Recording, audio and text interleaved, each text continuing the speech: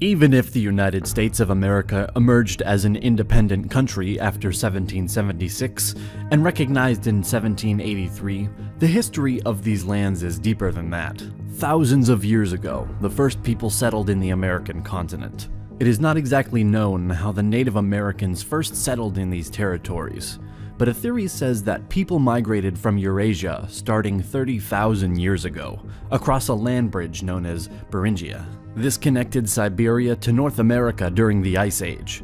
This migration continued until 10,000 years ago. At that time, a glacial period ended, and the land bridge became submerged by the rising ocean.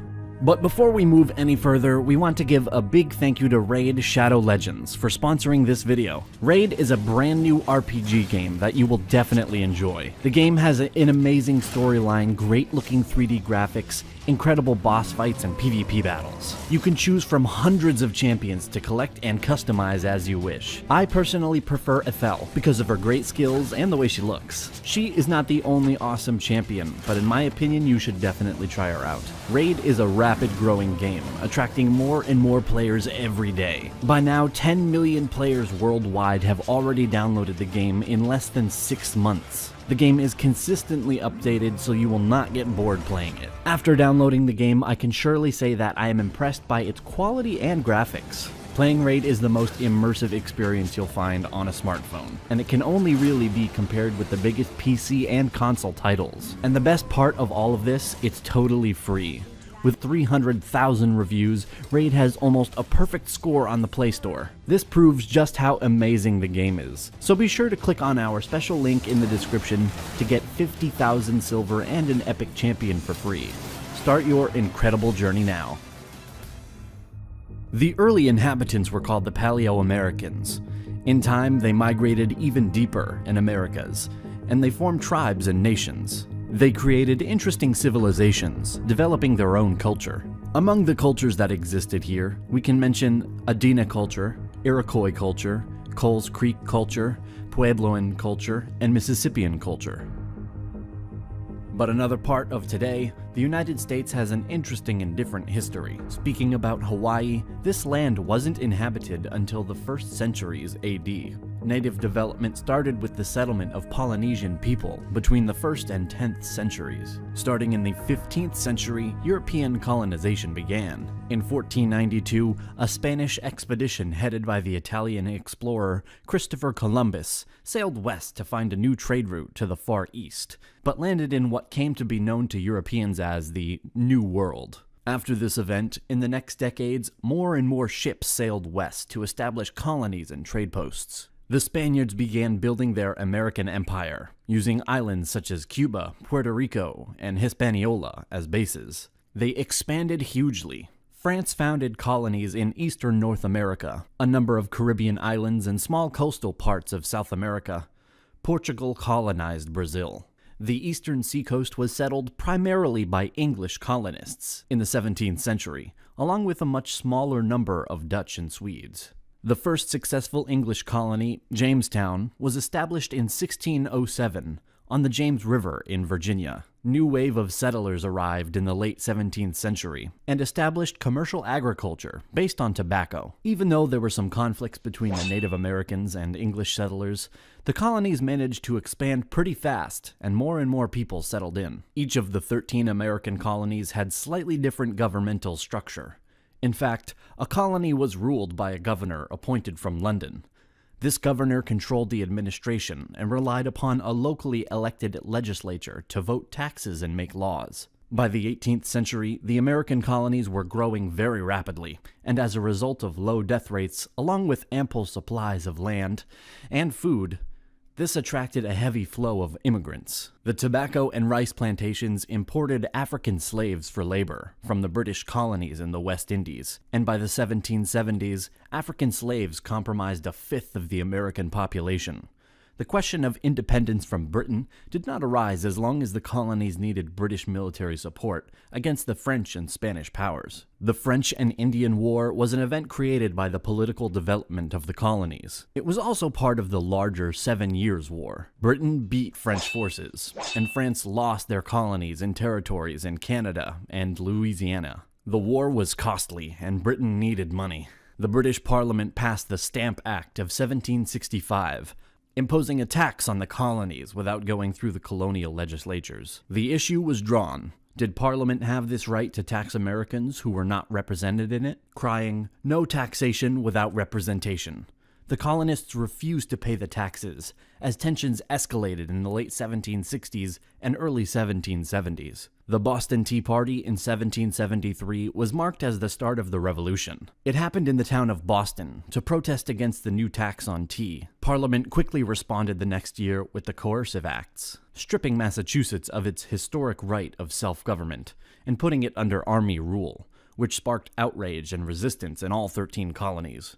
Leaders from all 13 colonies gathered and created the First Continental Congress to coordinate their resistance. The Congress called for a boycott of British trade, published a list of rights and grievances, and petitioned the king for redress of those grievances. It wasn't about independence at that point, but this appeal had no effect, and so the Second Continental Congress was created in 1775. In order to organize the defense of the colonies against the British Army. The 13 colonies began a rebellion against British rule in 1775, and proclaimed their independence in 1776 as the United States of America. In the American Revolutionary War, 1775 to 1783, the Americans captured the British invasion army at Saratoga in 1777, secured the Northeast, and encouraged the French to make a military alliance with the United States. France brought in Spain and the Netherlands, thus balancing the military and naval forces on each side, as Britain had no allies. General George Washington was an excellent organizer and administrator, who worked successfully with Congress and the state governors, selecting and mentoring his senior officers, supporting and training his troops, and maintaining an idealistic Republican army. The American Revolution was a success, and at the Peace of Paris of 1783, their independence was recognized.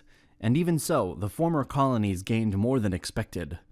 The expansion to the west started, incorporating the Amerindian lands, west of the Appalachian Mountains. A deal was made by the United States President, Thomas Jefferson, in 1803.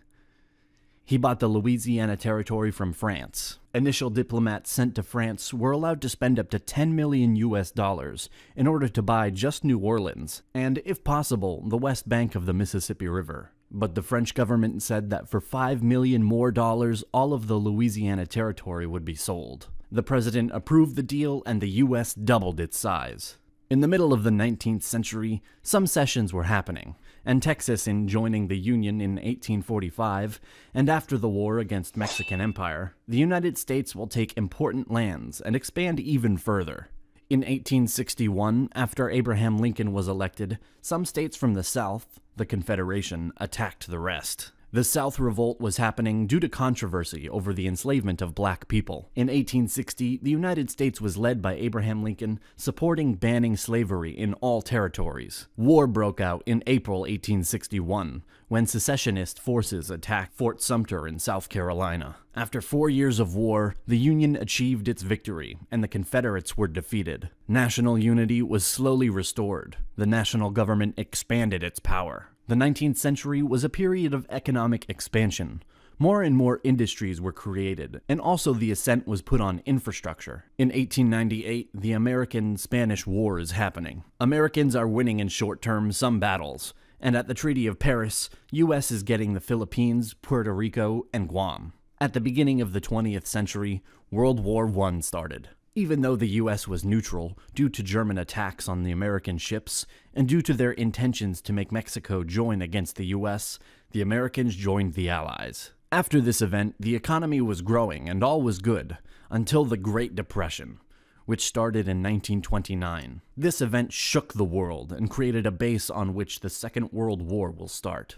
United States joined the Allies after being attacked at Pearl Harbor on December 7th, 1941, by the Japanese Empire. Americans fought a distant war in Europe, Pacific, and they provided supplies to the Soviets, armored cars, motorized equipment, food, etc. Winning battle by battle in the Pacific, getting closer to the Japanese mainland, and after D-Day in Europe in 1944, the Americans managed to have a great impact and to help a lot on the Allied side. The war ended in 1945. Germany capitulated in May, and Japan in September after the 2 nuclear bombs dropped at Hiroshima and Nagasaki. The United States and Soviet Union emerged as rival superpowers in the aftermath of World War II. This was a period known as the Cold War. The two countries confronted each other indirectly in the arms race, proxy wars across the world, including the Korean and Vietnam Wars, and propaganda campaigns. The purpose of this was to stop the spread of communism. In the 1960s, waves of civil rights movements started, rights of voting and freedom of movement to African Americans and other racial minorities. The Cold War ended with the collapse of the Soviet Union. After, the United States has been focusing on modern conflicts in the Middle East. The beginning of the 21st century saw the September 11th attacks carried out by Al-Qaeda in 2001, which was later followed by the wars in Iraq and Afghanistan. In 2008, the United States had its worst economic crisis since the Great Depression. A big thank you again to our sponsor. Don't forget to check them out by accessing the link down in the description. And also a big thank you to our awesome supporters on Patreon. Be sure to subscribe to our channel and press the bell button to learn more about our incredible history. Thanks for watching, and see you in the next episode.